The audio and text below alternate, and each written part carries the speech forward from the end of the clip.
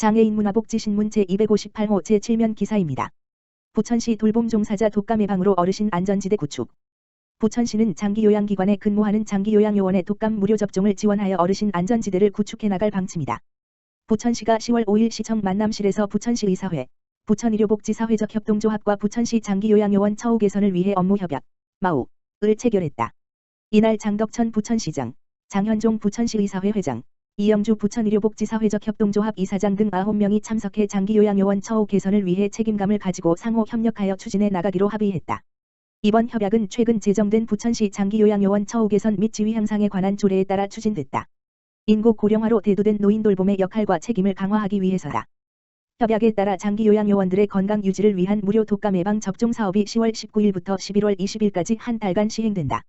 대상은 부천시 관내에 근무하는 장기요양요원 1만여 명 중 국가 무료 예방접종 대상자인 4천을 제외한 6천여 명의 종사자다. 시는 이번 협약이 노인 돌봄을 직접 수행하는 장기요양요원들이 체감할 수 있는 사업이 될 것으로 기대하고 2021년 장기요양요원 지원센터 설립에 박차를 가할 예정이다. 장현종 회장은 어르신을 최일선에서 돌보고 있는 장기요양요원 독감 예방접종 지원 사업에 의사회 회원들이 함께하게 되어 기쁘고 앞으로 최선을 다해 협력하겠다고 말했다. 이영주 이사장은 좋은 사업에 함께할 수 있도록 추진해주신 부천시장을 비롯한 관계자에게 부천의료복지사회적 협동조합원을 대표하여 감사의 말씀을 전한다며 앞으로도 부천시가 하는 의미 있는 사업에 적극 협조할 계획이라고 밝혔다. 장덕천 부천시장은 코로나19 등 감염병에 취약한 고위험군 어르신에게 직접적 서비스를 제공하는 장기요양요원을 위해 의미 있는 사업에 참여해주신 26개 의료기관에 감사드린다며 이번 협약을 시작으로 장기요양요원 처우 개선과 지역사회 내 코로나19 등 바이러스 확산 방지를 위해 더욱 노력해 나갈 것이라고 말했다. 부천시 온라인 아동 멘토링 운영. 아동 드림온. 부천시 드림스타트에서는 8월 17일부터 9월 29일까지 초등학교 고학년 50명을 대상으로 대학생을 일로 연결하여 정서적, 학업적 문제에 대한 온라인 멘토링을 실시했다. 이번 멘토링은 코로나19 예방을 위해 학교 등교와 원격 수업을 병행하면서 발생한 교육 격차를 해소하고 아동의 자기주도 학습 능력을 높이기 위해 마련됐다. 멘토링은 학습 유형 검사로 도출된 학습 생활 패턴을 반영해 수립된 계획을 기반으로 진행됐다. 대학생 멘토들은 줌을 통해 시간 관리 방법과 학습법에 대해 이야기를 나누고 아이들의 꿈을 이루기 위한 비전 로드맵을 함께 작성했다.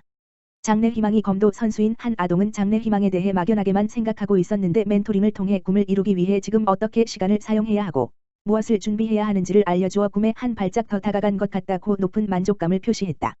멘토링에 참여한 아동의 어머니는 집에서 핸드폰만 하며 지내는 것 같아 불안했는데 자신의 고민을 대학생 멘토에게 이야기하고 꿈을 찾기 위해 노력하는 모습을 보니 대견스러웠다고 말했다. 박화복 아동청소년과장은 미래의 주역인 아동들이 꿈을 찾고 꿈을 이룰 수 있도록 다양한 드림스타트 프로그램을 통해 적극 지원하겠다고 말했다. 부천시 정신건강복지센터, 청년들의 마음을 부탁해요. 부천시와 부천시정 신건강복지센터는 10월 1일부터 10월 31일까지 5주간 청년마음 처방전 청년들의 마음을 부탁해요 온라인 챌린지를 개최한다. 청년마음 처방전 챌린지는 코로나19 장기화에 따라 학업 단절과 취업의 어려움으로 심신이 지쳐있는 청년들을 위로하고 정신건강을 증진하기 위해 마련한 캠페인이다. 청년들을 응원하는 부천시민이라면 누구나 참여할 수 있다. 청년들에게 힘을 실어줄 수 있는 응원의 메시지는 부천시 정신건강복지센터 홈페이지 http://www.버컬러브.co.kr 참여마당 탭의 공지사항에 댓글로 남기면 된다. 참여자에게는 무작위 추첨을 통해 베스킨라빈스 기프티콘 교환권을 지급한다. 당첨자 명단은 11월 16일 부천시 정신건강복지센터 홈페이지에 게시될 예정이다. 부천시 정신건강복지센터 김신겸 센터장은 이번 청년마음 처방전 챌린지를 통해 장기간 코로나19로 지친 청년들이 부천 시민들의 뜨거운 응원과 격려로 마음의 힘을 얻는 계기가 될 것이라고 전했다. 관련 문의 사항은 부천시 정신건강복지센터 지역번호 032-654-4024로 전화하여 확인할 수 있다. 성남시 중증장애인 출퇴근 셔틀버스 지원사업 편다. 성남시와 한국장애인고용공단, SK텔레콤, 모두의 셔틀 등 4개 기관 기업이 손잡고 중증장애인 출퇴근 셔틀버스 지원사업을 편다. 시는 10월 6일 오전 10시 30분 수정구 시흥동 한국장애인고용공단 경기맞춤훈련센터 2층 다목적실에서 은수미 성남시장과 조종난 한국장애인고용공단 이사장, 유웅환 SK텔레콤 SB이노베이션 센터장, 장지환 모두의 셔틀 대표 등이 참석한 가운데 착한 셔틀 플랫폼 시범사업에 관한 업무 협약을 했다. 협약에 따라 모두의 셔틀은 중증장애인의 출퇴근 셔틀을 중개하는 역할을 한다. 이를 위해 안전한 경로를 구성하고 성남시 소재 역의 군송업체의 참여를 유도해 내년 3월까지 시범사업을 실행한다. SK텔레콤은 시범사업 이용요금을 지원하고 정보통신기술, ICT를 활용해 셔틀 이용자 위치 확인 솔루션을 협약기관 기업에 제공한다. 한국장애인고용공단은 성남지역 근로중증장애인의 셔틀 이용과 고용 관련 지원 제도를 안내한다. 성남시는 중증장애인 이동지원 시범사업 운영을 총괄해 출퇴근 문제 해결과 고용 촉진을 뒷받침한다. 이와 함께 착한 셔틀 플랫폼 시범사업에 관한 이용자 만족도 조사, 교통요금 지원 예산 규모, 지역 고용 창출 효과 등 운영 성과를 종합 분석해 계속 추진 여부를 결정한다. 성남시 코로나19 극복 지역 일자리 참여자 300일 흔화혼명 모집. 성남시는 오는 10월 12일부터 14일까지 코로나19 극복 지역 일자리 사업 참여 희망자 300일 흔화혼명을 모집한다. 이 사업은 코로나19로 실직, 폐업 등 경제적 어려움에 부닥친 이들에게 한시적 일자리를 제공하기 위해 시행된다. 성남시청, 구청, 사업소 등 사업 추진 부서별로 오는 11월 2일부터 12월 31일까지 2개월 근무 기간의 일자리 사업을 운영한다. 이 기간 투입하는 사업비는 모두 14억 원이다. 선발되면 자전거 재생 재활용센터 운영, 낙엽 퇴비화 사업 성남시민농원 조성, 탄천 습지 생태원 관리 생물서 식처 조성 등 30개 사업 분야에서 일을 할 수 있게 된다. 주 30시간, 하루 6시간, 근로에 일당 51,540원을 받는 조건이다. 하루 5,000원의 부대 경비를 지급하며 4대 의무보험에 가입된다. 신청 자격은 사업 개시일 현재 만 18세 이상의 근로 능력이 있는 성남시민이다. 다른 분야의 재정 지원 일자리 사업 참여자는 중복으로 참여할 수 없다. 성남시 홈페이지에서 참여 희망 분야의 사업 내용을 확인한 뒤 신분증, 기타 자격 서류 등을 주소지 동행정복지센터로 가지고 가 신청하면 된다. 시는 취업보호 대상자, 여성가장, 코로나19로 인한 실직자, 폐업자, 소득이 감소한 특수고용직 프리랜서 등을 우선 선발한다. 성남시 아동보호 공공성 강화 전담 공무원 4명 배치. 성남시는 아동학대 여부 조사부터 피해 아동보호까지 전 과정에 직접 관여해 아동보호 체계의 공공성을 강화하기로 했다. 이를 위해 시는 사회복지사 자격증이 있는 공무원 4명을 아동학대 전담 공무원으로 지정해 시청 아동보육과에 배치했다고 10월 7일 밝혔다. 이들은 아동학대 신고가 접수되면 경찰과 동행해 현장을 조사한다.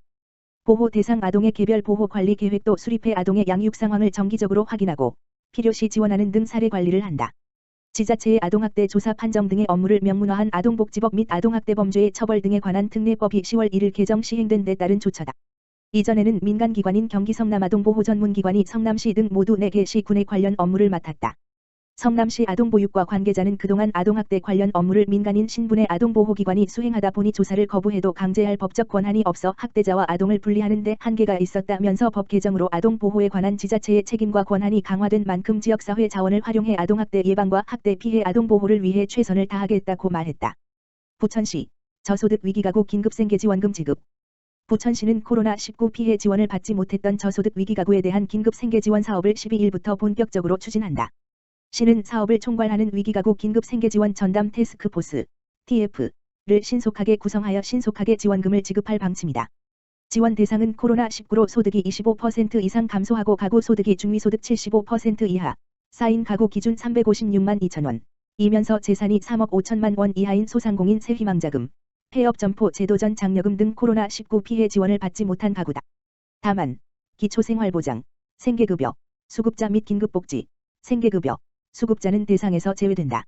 신청 기간은 10월 12일부터 10월 30일까지다.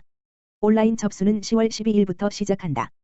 복지로 홈페이지 http://북저로.co.kr/에서 세대주 본인이 신청하면 된다. 19일부터는 세대주, 동일세대 내 가구원, 위임장을 지참한 대리인이 주소지 행정복지센터에 방문하여 신청할 수 있다. 접수 시 가구 내 신청자 출생 연도 끝자리에 따라 오부제로 운영하여 혼잡을 방지하고 사회적 거리두기를 준수할 방침이다. 시는 11월 중 긴급생계지원금 기준에 적합한 가구 대상으로 신청 계좌에 현금을 지급할 계획이다.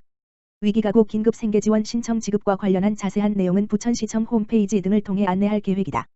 궁금한 사항은 보건복지부 콜센터 129, 부천시 콜센터, 지역번호 032-320-3000 및 행정복지센터에서 안내받을 수 있다. 장덕천 부천시장은 위기가구 긴급생계 지원금이 코로나19로 어려움을 겪고 있는 시민들에게 하루빨리 지원되어 도움이 되길 기대한다며 불편함 없이 지원금을 신청 수령할 수 있도록 철저히 준비해 나가겠다고 말했다.